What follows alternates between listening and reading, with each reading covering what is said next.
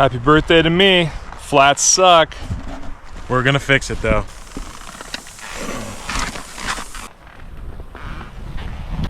So you know you're doing it wrong when you're gonna describe the situation to the internet world and you go, I know I'm gonna get a lot of hate for this, but... So I know I'm gonna get a lot of hate for this, but I'm not gonna use the rubber solution just yet. I'm gonna see if we can't do it with the good old rope one first. And if need be, then we'll try the rubber solution. See if we can get it on the first try.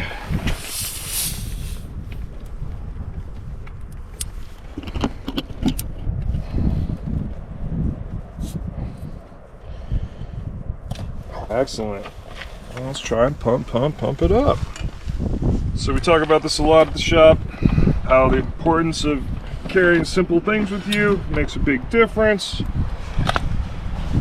Elijah and I are decently in the backcountry. No one really around us right now. I would have been around like an hour since camp. Oh yeah. Yeah. We're pretty far out here. So there's no AAA coming to get us. There's no calling for help right now. So you just gotta do it yourself. Otherwise it'd be a really long walk. Also an opportune time to inspect your bike. I'm looking at my bike going, I need rear brake pads. There you go. And I need a new rear tire. Yeah. Check that out. Chewing it up out there. Yeah, this is true.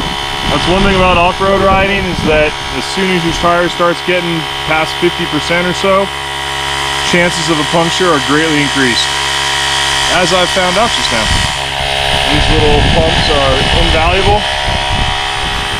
Plug into your battery tender connector, your SAE connector, or they'll alligator clip onto your battery.